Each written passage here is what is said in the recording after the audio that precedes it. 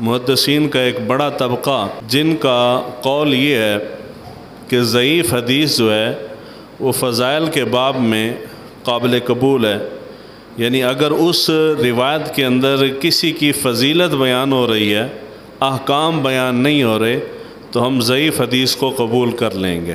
محدثین کا ایک بڑا طبقہ ان کا یہ ماننا ہے، اور بعض محدثین ضعیف حدیث کو بھی قبول نہیں کرتے، ان کی تعداد بہت تھوڑی ہے۔ اور پاکستان میں ایک طبقہ اس کے اوپر بڑی سختی کرتا ہے، وہ کہتے ہیں جی ضعیف حدیث کو بھی قبول نہیں کرنا چاہیے، یہ ایک الگ موضوع ہے۔ لیکن جن محدثین نے کہا ہے کہ جس ضعیف حدیث بھی قابل قبول ہے، انہوں نے مطلق نہیں کہا کہ ہر ضعیف قابل قبول ہے۔ ضعیف حدیث قابل قبول ہونے کے لیے انہوں نے بنیادی 3 شرائط لکھی ہیں کہ اگر یہ شرائط موجود ہوں تو ضعیف حدیث قبول کی جائے گی، اگر یہ شرائط موجود نہ ہوں تو ضعیف حدیث کو بھی رد کر دیا جائے گا، یعنی قابل قبول نہیں ہے۔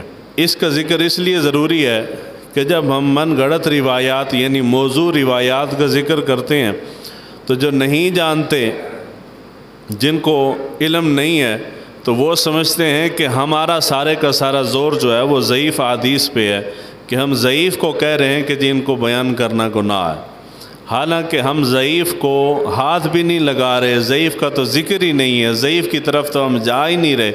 ہمارا موضوع جو ہے وہ موضوع روایات ہیں، یعنی من گھڑت روایات، وہ روایات جو حضور کی طرف منسوب تو کر دی گئی ہیں مگر وہ حضور کے فرامین نہیں ہیں۔ تو یہ 2 الگ اقسام ہیں، قسمیں الگ الگ ہیں، ان کی جہات اور حکم الگ الگ ہے۔ ضعیف حدیث مطلق وہ بھی قابل قبول نہیں ہے، جس طرح کہ اس زمانے میں عمومی طور پہ عمومی تاثر یہی ہے اہل علم کے ہاں بھی اور عوام کے ہاں بھی، کہ ضعیف حدیث بھی ہو تو اس پہ بھی آنکھیں بند کر لیتے ہیں، کہتے ہیں جی ٹھیک ہے جس طرح کی بھی ہے آنے دو۔ جس بھی قول جملے بات کے آغاز میں لکھ دیا جائے کہ حضور کا فرمان ہے، لوگ آنکھیں بند کر لیتے ہیں، وہ تکلف نہیں کرتے کہ یار دیکھیں تو صحیح واقعی حضور کا فرمان ہے بھی ہے یا نہیں ہے۔ تو یہ بڑا المیہ ہے۔ یا یہ ہے کہ اگر کوئی اس کے اوپر سند پہ کلام کرے تو لوگوں کے پاس ایک ہی جملہ ہے، وہ کہتے ہیں جی ضعیف حدیث محدثین کے ہاں قابل قبول ہے، تو فضائل میں ضعیف حدیث قابل قبول ہے، اس کو بیان کرنے دیں۔ اب میں جو جملہ عرض کر رہا ہوں وہ یہ ہے کہ محدثین میں حافظ ابن حجر عسقلانی انہوں نے 3 شرائط لکھی ہیں کہ اگر یہ 3 شرائط ہوں گی تب ضعیف حدیث فضائل میں قابل قبول ہے، وگرنہ ضعیف حدیث فضائل میں بھی قابل قبول نہیں۔ وہ بڑی ایمان افروز شرائط ہے۔ سب سے پہلی شرط وہ القول البدیع، اس کے خاتمے کے اندر شرط لکھی ہے۔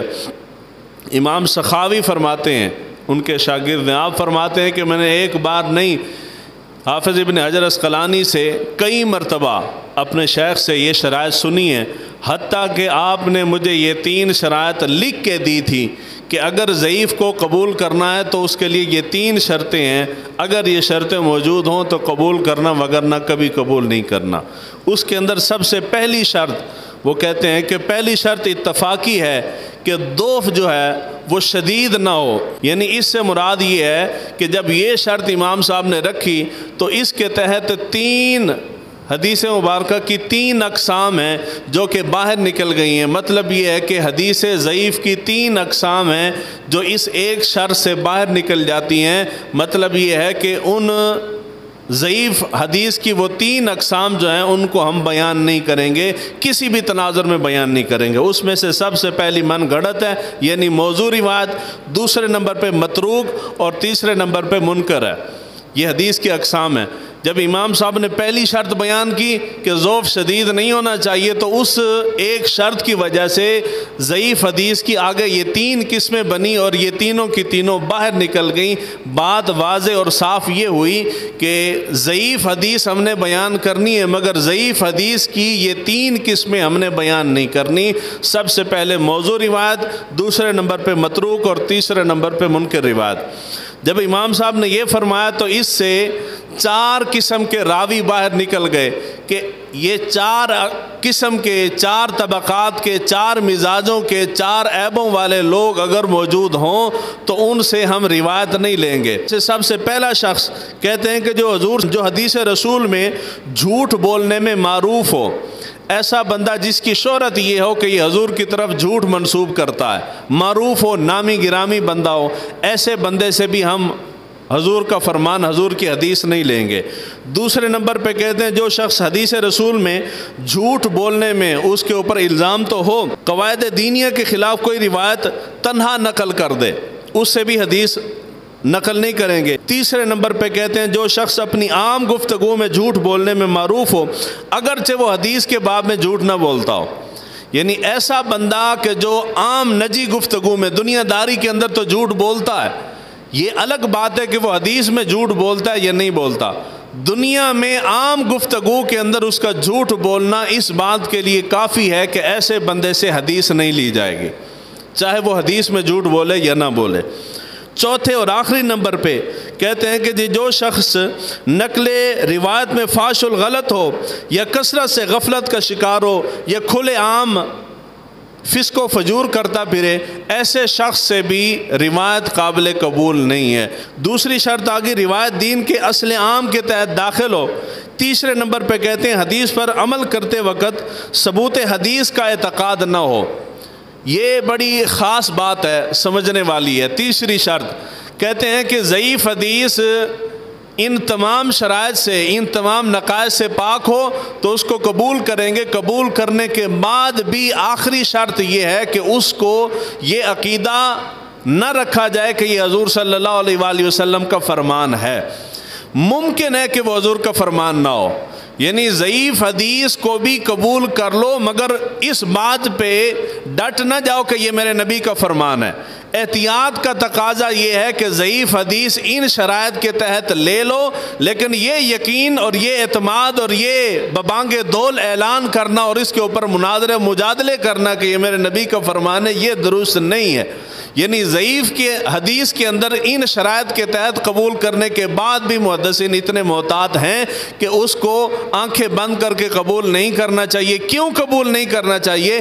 اس لیے کہ ضعیف روایت کے اندر امکان ہے، شک اور شبہ ہے، ممکن ہے کہ وہ حضور کا فرمان نہ ہو۔ تو محدثین اتنے محتاط تھے کہ چاہتے ہوئے نہ چاہتے ہوئے غلطی سے بھی کوئی بات حضور کی طرف جھوٹی منسوب نہ ہو جائے۔ اس کے بعد 6 اسباب محدثین نے لکھے ہیں، وضع کے 6 اسباب، کہ جی جو احادیث وضع کی جاتی ہیں، گھڑی جاتی ہیں، بنائی جاتی ہیں، بناوٹ کی جاتی ہے، اس کے پیچھے عوامل کیا ہوتے ہیں، کیوں حدیثیں جھوٹی گھڑنے کی ضرورت پیش آتی ہے۔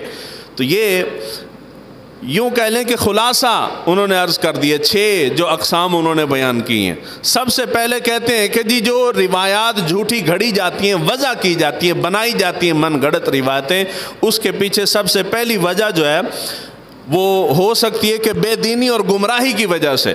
بندہ گمراہ ہے، بے دین ہے، اس نے اس بات کو ہلکا جانا ہے کہ کوئی بھی بات کہہ کے اس کو اللہ کے نبی کی طرف منسوب کر دیا جائے۔ یعنی تاریخ کے اندر جو روایات گھڑنے والے تھے، سب سے پہلی قسم کے وہ لوگ تھے جو بے دین اور گمراہ لوگ تھے، لوگوں کو راہ راست سے ہٹانے کے لیے جان بوجھ کے اس بات کو ہلکا جان کے انہوں نے حضور کی طرف جھوٹ منسوب کیا، یعنی حدیثیں گھڑی انہوں نے۔ دوسرے نمبر پہ کہتے ہیں یا حصول ثواب کے لیے حدیث گھڑی جاتی ہے، ثواب کی نیت سے مختلف اعمال میں، مختلف چیزوں میں ثواب کی نیت سے لوگوں کو دین کی طرف راغب کرنے کے لیے، دین کے اوپر پابند کرنے کے لیے، دین کی طرف متوجہ کرنے کے لیے پرانے جو اہل علم تھے انہوں نے مختلف اقوال کو حضور کی طرف منسوب کر دیا جو کہ حضور کے فرامین نہیں تھے۔ وہ کیوں منسوب کر رہے تھے؟ اس کی ایک مثال دیتا ہوں۔ حضور صلی اللہ علیہ وآلہ وسلم کی ذات پہ درود پاک پڑھنا بڑی فضیلت ہے اس کی، لیکن ہمارے ہاں جو درود پاک کی چھوٹی چھوٹی کتابیں ملتی ہیں ان کے اندر ایک درود پاک لکھا ہوتا ہے اور اس کے نیچے 80 سال 100 سال 1000 سال 800 سال، بھئی ایک بار پڑھو تو اتنے 100 سال کے گناہ معاف ہو جاتے ہیں۔ حضور نے فرمایا کہ یہ درود جو ایک بار مجھ پہ پڑھے گا 80 سال کے گناہ معاف ہو جائیں گے۔ حضور نے فرمایا یہ درود جو میرے اوپر 100 مرتبہ پڑھے گا تو 1000 سال کے گناہ معاف ہو جائیں گے۔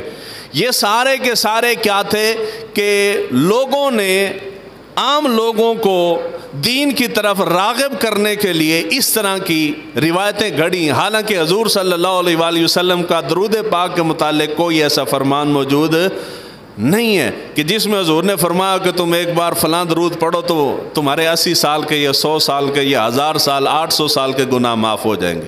یہ ساری بناوٹی باتیں، اور بناوٹ کی کیوں گئی؟ لوگوں کو دین کی طرف متوجہ کرنے کے لیے۔ تیسرے نمبر پہ کہتے ہیں تعصب اور عصبیت کی بنا پہ حکومتیں اور حکومتی ادارے یا مختلف علاقائی لسانی تنظیمیں جو ہوتی ہیں ان کو ضرورت پیش آتی ہے اس تناظر میں روایات گھڑنے کی۔ یہ میں ساری بیان کر لوں، آگے پھر دوسرے طریقے سے سمجھاتا ہوں۔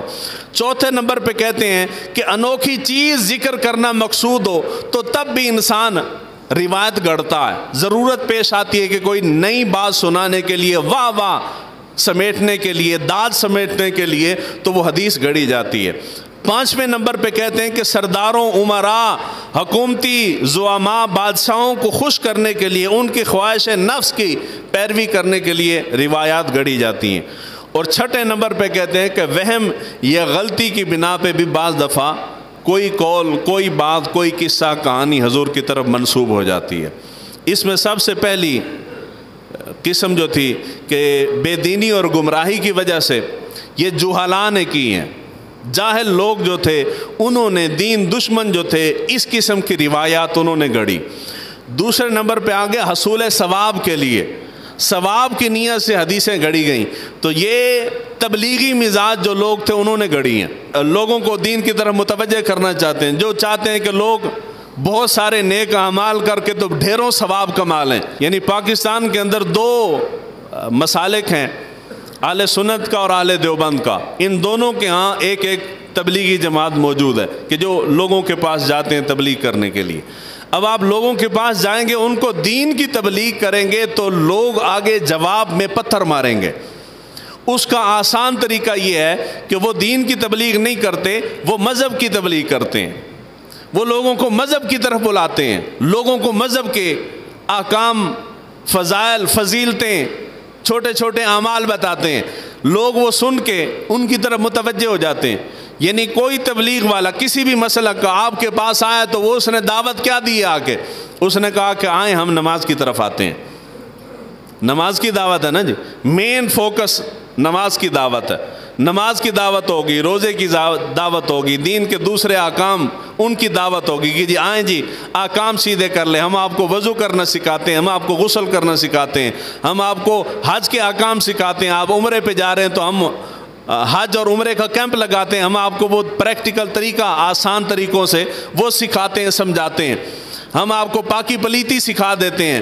یہ ساری چیزیں جن کی تبلیغ ہو رہی ہے، حضور صلی اللہ علیہ وآلہ وسلم کی تبلیغ کے جو واقعات جن سے حضور صلی اللہ علیہ وآلہ وسلم گزرے، حضور نے جو تبلیغ کی اور جتنی مشکلات پریشانیاں آئیں، وہ ساری کی ساری مشکلات، پریشانیاں، تکلیفوں والی روایات، واقعات، حکایات سنا کے تو وہ اپنی تبلیغ کا اپنی تبلیغ کو جواز فراہم کرتے ہیں۔ حالانکہ یہ بڑا مشکل سا جملہ کہہ رہا ہوں، حضور صلی اللہ علیہ وآلہ وسلم نے اسلام کی تبلیغ بطور مذہب کبھی نہیں کی۔ حضور نے اسلام کی تبلیغ بطور مذہب جی، میرے نبی نے تبلیغ اسلام کی بطور مذہب نہیں کی۔ حضور نے جب تبلیغ اسلام کی ہے تو بطور دین کی ہے۔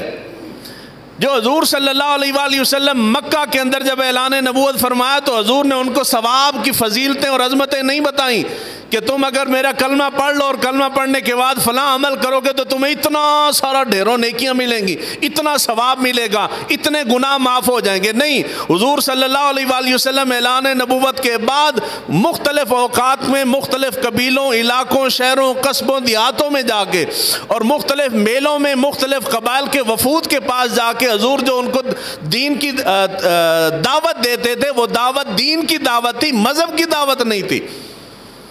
حضور کی دعوت تبلیغ میں اور اس زمانے کی دعوت تبلیغ میں بنیادی فرق یہ ہے کہ حضور صلی اللہ علیہ وآلہ وسلم کی تبلیغ دین کی تبلیغ تھی، اور ہمارے زمانے میں جو تبلیغ کی دعوت دی جاتی ہے وہ دین کی دعوت نہیں ہوتی، وہ مذہب کی دعوت ہوتی ہے۔ یہ سارے کا سارا روزی روٹی کا دھندا ہے، نام ٹائٹل اوپر تبلیغ کا ہے۔ حضور صلی اللہ علیہ وآلہ وسلم کی سیرت پہ چلنا ہے تو پھر نکلو باہر اور جا کے لوگوں کو دین کی دعوت دو۔ جب تم کہو گے دین کی بات کرو گے، جب دین کی بات آئے گی تو پھر تمہیں لامحالہ طور پہ یہ بندہ پھر دین کی بات کرنے والا غیر سیاسی نہیں ہو سکتا۔ غیر سیاسی جی، جب آپ کہیں گے کہ جی آپ کے ملک کے اندر جو سسٹم ہے یہ سارے کا سارا غلط ہے، اسلام ایسے نہیں ایسے کہتا ہے، تو پولیس تو لے کے فوج تک تو سارے سیکورٹی ادارے نے پھاڑ کے دونوں اندر کر دینا۔ یہ ہے دین کی تبلیغ۔ اور آپ کہیں گے کہ نہیں جی ہم غیر سیاسی، ہمارا ان چیزوں سے لینا دینا ہی کوئی نہیں ہے، جتنا ظلم زیادتی تشدد جو حرام خوری ملک کے اندر چلتی رہے ہم کسی کو نہیں چھیڑیں گے۔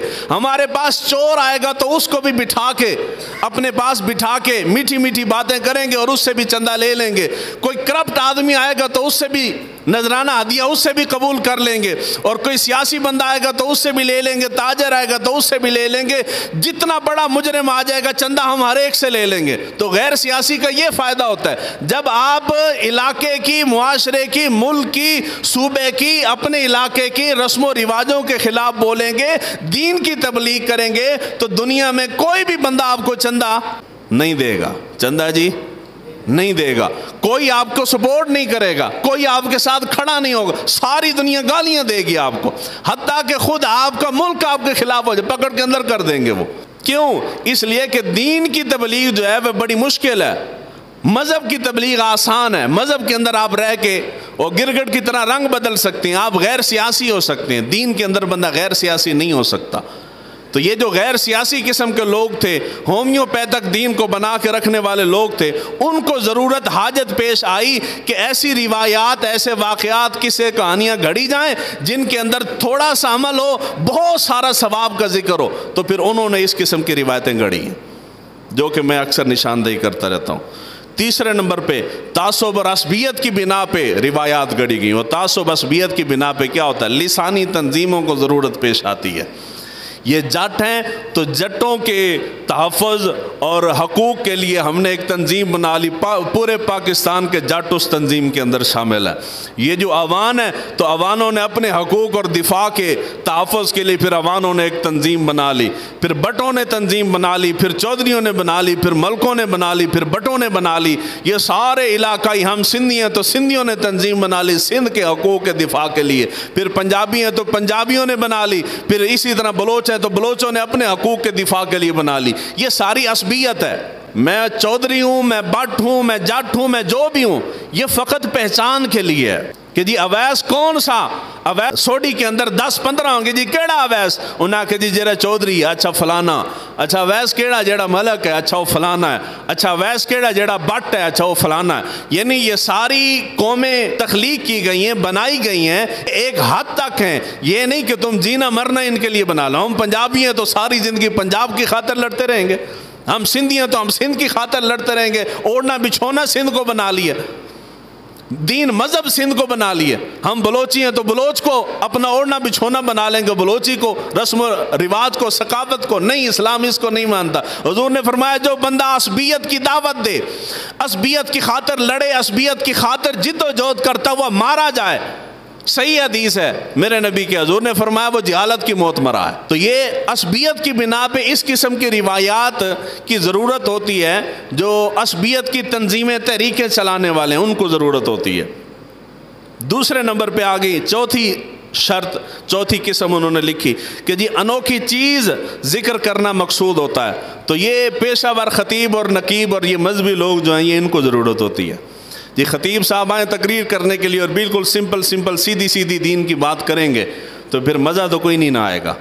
تو مزہ لینے کے لیے، لوگوں کو حیران کر دینے کے لیے، لوگوں کو ورطہ حیرت میں ڈال دینے کے لیے ضروری ہے کہ میں عجیب و غریب شے ڈھونڈ کے لاؤں، اور عجیب و غریب لوگوں سے واہ لینے کے لیے، داد سمیٹنے کے لیے پھر خطیبوں کو، نقیبوں کو، نعت خوانوں کو، شاعروں کو ضرورت ہوتی ہے کہ محیر العقول کو چیز گھڑ کے لائیں اور نسبت حضور کی طرف کر دیں۔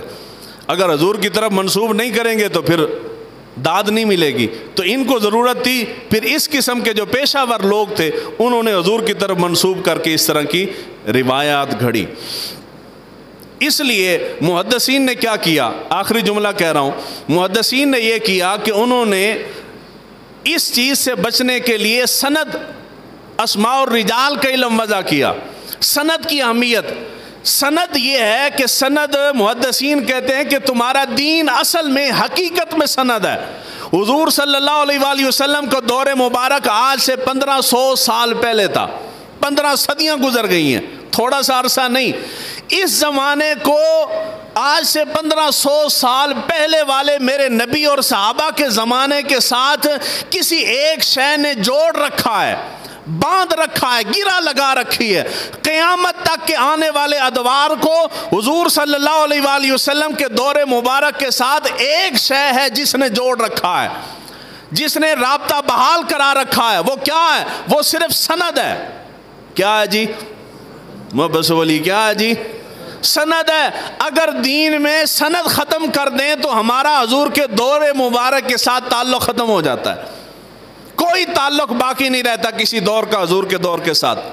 تو ایک واحد شے سند ہے جس کے اوپر پورے دین کی عمارت کھڑی ہے. دین اسی ایک سند کے آسرے پہ ہم تک پہنچا ہے. اور اس سند کے بارے میں محدثین حضرت عبداللہ بن مبارک کہتے ہیں, آپ فرماتے ہیں مثل الذی یطلب امر دینہ بلا اسناد کمثل الذی یرتقی السطح بلا سلم. حضرت عبداللہ بن مبارک فرماتے ہیں جو سند کے بغیر دین تلاش کرنا چاہتا ہے وہ ایسے ہی ہے, اس کی مثال ایسے ہے جس طرح کوئی شخص بنا سیڑھی کے چھت پہ چڑھنا چاہتا ہے. جس طرح بنا سیڑھی کے بندہ چھت پہ نہیں چڑھ سکتا, اسی طرح بنا سند کے دین بھی حاصل نہیں ہو سکتا. دوسرے نمبر پہ امام سفیان ثوری فرماتے ہیں الاسناد سلاح المؤمن فاذا لم يكن معه سلاح فبأي شيء يقاتل. امام سفیان ثوری فرماتے ہیں کہ سند مومن کا اسلحہ ہے. جب تمہارے پاس اسلحہ ہی نہیں ہوگا تو تم اللہ کی راہ میں جہاد کیسے کرو گے؟ یعنی دین کی دعوت اگر تم دینا چاہتے ہو, دین پھیلانا چاہتے ہو, دین حاصل کرنا چاہتے ہو, دین پہ عمل کرنا چاہتے ہو تو تمہارے پاس تمہارا ہتھیار سند ہے. سند کے بغیر کوئی دین نہیں ہے, پوری عمارت گر جائے گی سند کے بغیر. تو جب ہم کہتے ہیں کہ فلاں روایت تو ہے مگر وہ بغیر سند کے ہے تو اس کا مطلب یہ ہے کہ اس کا آگے پیچھے کوئی نہیں ہے, یعنی کوئی اس کا والی وارث نہیں ہے, یعنی وہ حضور کی طرف منسوب ہم نہیں کر سکتے. ایک چیز ویسے برسبیل تذکر آ گئی ہے, یہ جو میں نے کہا نا کہ جی چوتھے نمبر پہ شرط تھی کہ جی وہ لوگ چاہتے ہیں کہ لوگوں کو محیر العقول شے سنائیں گے تو اس سے پھر داد ملتی ہے, لوگوں کی توجہ ملتی ہے. اس کے اوپر ایک چھوٹی سی مثال دے جاؤں سمجھنے کے لیے. حضور صلی اللہ علیہ وآلہ وسلم کو اللہ تعالیٰ نے بڑی فضیلتیں, عظمتیں اور شانیں عطا فرمائی ہیں, اس کے اندر کوئی دو رائے نہیں ہے. اللہ تعالیٰ نے حضور کی ذات کو وراء الورا بنایا, خلق سے اولیاء, اولیاء سے رسول, اور اللہ تعالیٰ نے رسولوں سے بھی اعلیٰ ہمارے نبی کو بنایا. حضور صلی اللہ علیہ وآلہ وسلم کے فضائل و مناقب کے اندر ایک جملہ آپ نے زندگی میں کئی مرتبہ سنا ہوگا کہ حضور صلی اللہ علیہ وآلہ وسلم کی اور بہت ساری فضیلتوں میں سے اللہ تعالیٰ نے حضور کی ذات کو ایک یہ فضیلت بھی عطا فرمائی تھی کہ حضور کے جسم مبارک کے اوپر مکھی نہیں بیٹھتی تھی. اس کے اوپر بہت سارے نعتیہ اشعار بھی ہیں, بیان بھی بڑی کثرت سے ہوتی ہے حضور کے معجزات اور فضائل کے باب میں. حالانکہ حضور صلی اللہ علیہ وآلہ وسلم سے یہ بات سندن ثابت نہیں ہے. قاضی ایاز انہوں نے الشفاء کے اندر یہ بات لکھی ہے, بغیر سند کے لکھی ہے. قاضی ایاز کے علاوہ یہ بات لگ بھگ 10 سے 12 علماء ہیں جنہوں نے اپنی کتابوں کے اندر لکھی ہے, مگر کسی نے بھی اس کی سند نہیں لکھی. حتیٰ کہ آخر پہ آ کے امام جلال الدین سیوطی نے الخصائص الکبریٰ کے اندر لکھی ہے یہی بات, مگر انہوں نے بھی پیچھے والوں کی پیروی میں, جس طرح کہ پچھلے جمعۃ المبارک کو میں نے تفصیل سے سمجھایا تھا کہ جی اسی طرح ایک دوسرے کی دیکھا دیکھی, آپ کو کسی نے بات سنائی, اس کی بات سن کے آپ نے آگے سنا دی, اس نے آپ کا بات سن کے اس نے آگے سنا دی, اسی طرح چلتا رہا ہے. کسی نے نہیں پوچھا کہ جی آپ نے کہاں سے سنی, کہاں سے پڑھی ہے. اسی طرح علماء میں بھی بعض دفعہ ایسے ہو جاتا ہے, غلطی سے بھی ہو جاتا ہے کہ جی انہوں نے اپنے سے بڑے کو ہستی کو دیکھا، بڑے کا نام دیکھا، اس بڑے نام کو دیکھ کے اس سے متاثر ہو کے کہ جی یہ اتنا بڑا نام جو ہے یہ اپنی کتاب میں لکھ رہے ہیں تو کوئی نہ کوئی سند تو موجود ہوگی، تو بنا تحقیق کے انہوں نے بھی اپنی کتاب میں لکھ دی۔ اس طرح کرتے کراتے 10 سے 12 علماء ہیں جنہوں نے اپنی کتابوں میں لکھ تو دیا ہے مگر سند کسی ایک کے پاس بھی موجود نہیں ہے، یعنی بغیر سند کے چل پڑی ہے بات۔ اگر یہ بات واقعی حقیقت میں درست ہوتی تو حضور صلی اللہ علیہ وآلہ وسلم سے میرے نبی کے صحابہ نے اتنی محبت کی ہے کہ حضور صلی اللہ علیہ وآلہ وسلم کے اٹھنے بیٹھنے کھانے پینے ہر ادا کو صحابہ نے بیان کیا۔ اتنی بڑی فضیلت اللہ تعالیٰ اپنے نبی کو عطا فرماتا اور صحابہ بیان نہ کرتے۔ یہ بات ماننے والی جنہوں نے ساری زندگی حضور کے ساتھ گزاری ہے، حضرت ابو ہریرہ رضی اللہ تعالیٰ عنہ کے بارے میں آتا ہے، کہتے ہیں کہ جی باقی لوگ سارے کے سارے، کسی نے پوچھا کہ اتنے صحابہ تھے، کسی نے اتنی روایتیں حضور سے بیان نہیں کی، آپ نے سب سے زیادہ روایتیں کہاں سے نقل کر لی؟ آپ اپنی طرف سے گھڑتے رہتے ہیں۔ تو حضرت ابو ہریرہ کا جواب بڑا ایمان افروز تھا۔ آپ فرماتے ہیں کہ میرے نبی کے سارے صحابہ حضور کی بارگاہ میں آتے تھے محدود وقت کے لیے، پھر وہ اپنے ذریعہ معاش کمانے شمانے دنیا داری کے لیے اٹھ کے حضور کی مجلس سے چلے جاتے تھے۔ ایک میں واحد بندہ تھا کہ جو ہر وقت حضور کی بارگاہ میں رہتا تھا۔ میں کمانے شمانے دنیا داری کے لیے بازاروں مارکیٹ میں تجارت کرنے کے لیے نہیں جاتا تھا، ہر وقت حضور کی بارگاہ میں رہتا تھا، حضور کے دروازے کے سامنے لیٹا رہتا تھا۔ حتیٰ کہ کبھی کبھار ایسے ہوتا، یعنی حضور کے دروازے کے سامنے لیٹا رہتا، حضور مجھے کھانا بھی دیتے تھے، پانی یہیں سے پیتا اور حضور کے دروازے پہ لیٹا۔ حضور کی ایک ایک حرکت ایک ایک ادا کو میں نے محفوظ کیا۔ حتیٰ کہ بعض دفعہ ایسے ہوتا کہ کاشانہ مبارک میرے نبی کے گھر میں جب کھانے کو کچھ نہیں ہے تو ابو ہریرہ کو بھی کچھ نہیں ملا۔ آپ فرماتے کہ جب کچھ نہیں ہوتا تھا تو حالت یہ ہوتی تھی کہ ہمارا پیٹ جو ہے وہ پیچھے کمر کے ساتھ اتنا پیچھے لگ جاتا تھا، اتنی بھوک پیاس ہوتی تھی۔ اور حضرت جعفر طیار، ان کے بارے میں حضرت علی شیر خدا کے بھائی، ان کے بارے میں کہتے ہیں کہ یوں ہوتا تھا کہ وہ آتے تھے نماز پڑھنے کے لیے، وہ دیکھتے تھے میری حالت کو کہ بھوک سے نڈھال ہے، حالت بہت بری ہے، تو وہ گھر جاتے تھے، جب نماز کے لیے آتے تھے تو میرے لیے کچھ نہ کچھ کھانے پینے کے لیے کچھ ہے لے آتے تھے۔ اور بعض دفعہ ایسے ہوتا تھا کہ جعفر کے پاس بھی گھر میں کھانے کے لیے کوئی شے نہیں ہوتی تھی تو وہ چمڑے کی تھیلی لے کے آتے تھے۔ اس زمانے میں ہم آئل رکھتے ہیں نا ڈبوں کے اندر، یہ آئل کوکنگ آئل کی بات کر رہا ہوں، اس زمانے میں ڈبے شبے ہوتے نہیں تھے، وہ چمڑے کی تھیلیوں میں رکھتے تھے۔ تو گھر میں کچھ بھی نہیں ہوتا تھا تو حضرت جعفر طیار وہ گھی والی تھیلی یا شہد والی تھیلی چمڑے کی وہ اٹھا کے خالی میرے پاس لے آتے تھے، اس کے ساتھ جو تھوڑا بہت گھی یا تھوڑا بہت شہد لگا ہوتا تھا میں اس کو الٹ کر کے تو اس کو چوس کے تو اپنا پیٹ بھر لیتا تھا۔ اتنی محنت صحابہ نے کیوں کی ہے؟ حضور صلی اللہ علیہ وآلہ وسلم کی ایک ایک ادا کو امت تک پہنچانے کی خاطر کی ہے۔ اور اگر اللہ تعالیٰ نے حضور صلی اللہ علیہ وآلہ وسلم کو یہ شان، یہ بات اگر ثابت واقعی ایسی تھی تو کبھی بھی صحابہ ایسا نہیں ہو سکتا کہ صحابہ حضور صلی اللہ علیہ وآلہ وسلم کے اندر کوئی وصف اور کوئی خوبی دیکھیں اور صحابہ آگے بیان نہ کریں، مگر صحابہ نے کسی نے بیان نہیں کیا۔ تو یہ تقریباً 7-8 روایتیں ہیں، ساری روایات کے اوپر الگ الگ سے میں جرا تو کر نہیں سکتا، میں صرف روایات سنا دیتا ہوں، آخر پہ جملہ کہہ دوں گا، باقی جب ویڈیو بنے گی تو سارے ریفرنس اس کے نیچے آ جائیں گے۔ پہلی روایت ہے، پہلی روایت کے اندر حضور صلی اللہ علیہ وآلہ وسلم نے مسواک کے 10 فائدے بیان کیے ہیں۔ کتنے جی؟ 10 فائدے۔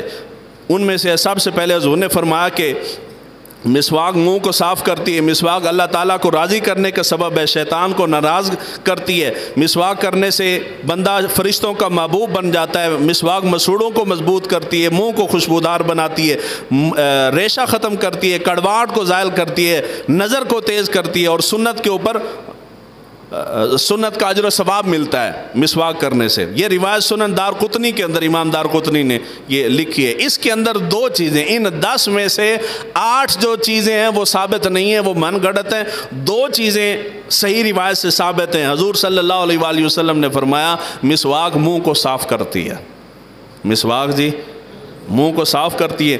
دوسرا فرمایا مسواک کرنے سے رب راضی ہوتا ہے۔ یہ 2 چیزیں صحیح ہیں، باقی ساری کی ساری روایت صحیح، یعنی 10 میں سے 8 باتیں غلط ہیں، یعنی حضور سے ثابت نہیں ہیں، حضور کے فرامین نہیں ہیں، دو ٹھیک ہیں۔ اس کے بعد روایت ہے، یہ روایت بڑی طویل ہے، اس کے اندر 24 فضیلتیں ہیں مسواک کرنے کی۔ اب ان 24 میں سے یہ دو اس کے اندر بھی ہیں کہ مسواک منہ کو صاف کرتی ہے اور مسواک سے اللہ تعالیٰ کی رضا حاصل ہوتی ہے۔ ان 24 میں سے ان دو کو چھوڑ کے باقی 22 جو ہیں وہ جھوٹی ہیں۔ 22 جو ہیں وہ کیا ہیں؟ بس بولیے کیا ہیں جی؟ جھوٹی ہیں، یعنی وہ ثابت نہیں ہے حضور سے۔ اس کے بعد ایک روایت ہے، اس کے اندر 54 فضیلتیں ہیں مسواک کی، یہ بہت زیادہ بڑی ہے۔ 54 فضیلتیں ہیں، ان 54 کے اندر بھی یہ صرف 2 والی، یہ جو میں نے اوپر بیان کر دی، یہ صرف 2 ٹھیک ہیں، باقی ساری کی ساری غلط ہیں۔ باقی کیا ہیں جی؟ بس بولیے کیا ہیں؟ اس کے بعد روایت ہے جی المعجم الاوسط کے اندر حضور صلی اللہ علیہ وآلہ وسلم کی طرف منسوب کر کے بیان کی جاتی ہے کہ مسواک نظر تیز کرتی ہے۔ حضور کا ایسا کوئی فرمان نہیں ہے کہ مسواک سے نظر تیز ہوتی ہے۔ اب یہ میری عادت ہے، غالباً دن کے اندر بہت کم بھی کروں، 2 سے 3 مرتبہ تو لازمی مسواک کرتا ہوں۔ صبح نماز کے لیے اٹھنا ہے تو اس وقت لازمی کرنا ہے، دن میں جس وقت بھی وضو کروں گا، اگر ٹائم ہوگا تو مسواک کروں گا۔ آپ کوئی ایسا بندہ پکڑ لے کہ جس نے بچپن سے جس کی عادت ہو مسواک کرنے کی، ایسے نیک لوگ دنیا میں موجود ہیں جن کی ساری زندگی گزر گئی مسواک کرتے ہوئے، لیکن ان کی بھی نظریں کمزور ہیں، انہوں نے بھی اینکیں پہنی ہوتی ہیں، اور میں تھوڑے سامنے پا کے نہیں کھڑا، پائی ہوئی ہے نا جی۔ میرا جڑا نمبر پہلے ہے سی، آج بھی وہی نمبر ہے۔ جب تم حضور کی طرف ایسی بات منسوب کرو گے تو عقلاً لوگ اس کو رد کر دیں گے، تو ایسی بات حضور کی طرف منسوب ہی کیوں کرتے ہو؟ اس کے بعد آ جاتی ہے مسواک جو ہے انسان کی فصاحت میں اضافہ کرتی ہے، یہ بھی درست نہیں ہے، اور یہ بڑی مشہور روایت ہے، اتنی مشہور ہے کہ میں آپ کو بتا نہیں سکتا۔ روایت ہے کہ جی ایک بالشت یعنی ایک گٹھ تو زیادہ لمبی مسواک جڑی ہے اس دے اوتے شیطان سواری کرتا ہے۔ کی کرتا ہے؟ وہ بس بولیے کی کرتا ہے؟ پھر میں دونوں اگلی گال دسنا، دونوں یقین آ جائے گا۔ روایت ہے کہ جی ایک گٹھ تو لمبی مسواک نہیں ہونی چاہیے، اگر لمبی ہوئے تو شیطان اس دے اوتے سواری کرتا ہے۔ تسی کسے بھی مسلک آلیاں دے مکتبے تے چلے جاؤ، اتھوں جا کے مسواک خریدو، انہاں کول جیرے کٹنگ پئی ہوندی ہے ساری ایک گٹھ والی ہوندی ہے، کسے کول بھی ایک گٹھ تو زیادہ لمبی مسواک کدے دیکھی تسی زندگی نہیں ہوندی۔ جو انہوں کو پوچھ لو، یہ وہ جھوٹ کے اوپر سب کا اتفاق ہے، سچ کے اوپر تکلیف ہے۔ کیوں؟ ان سے پوچھو کہ جی یہ کیوں سارے نے ایک ہی سائز مسواک رکھی ہوندی ہے، اس تو بڑی نہیں ہوندی، یہ چھوٹی نہیں ہوندی، تو وہ آپ کو بتائیں گے کہ حضور کا فرمان ہے کہ اگر ایک بالش سے زیادہ مسواک لمبی ہوگی تو شیطان اس پہ سواری کی، شیطان اور شے کو نہیں لب دیا کہ مسواک سے بہ جانا۔ حضور کا ایسا کوئی فرمان نہیں ہے، کوئی فرمان جی میرے نبی کا نہیں ہے۔ اور آخری ہے حضور صلی اللہ علیہ وآلہ وسلم کی طرف یہ منسوب ہے، امام جلال الدین سیوطی نے الجامع الصغیر کے اندر یہ بات لکھی ہے کہ مسواک میں ہر بیماری، حضور نے فرمایا مسواک میں ہر بیماری کے لیے شفا ہے سوائے سام کے، اور پوچھا گیا کہ سام کیا ہے تو حضور نے فرمایا موت۔ یعنی مطلب یہ ہوا کہ حضور نے فرمایا کہ مسواک کرنے سے ہر بیماری سے شفا ملتی ہے سوائے موت کے، اللہ تعالیٰ نے ہر بیماری کی شفا مسواک میں رکھی ہے۔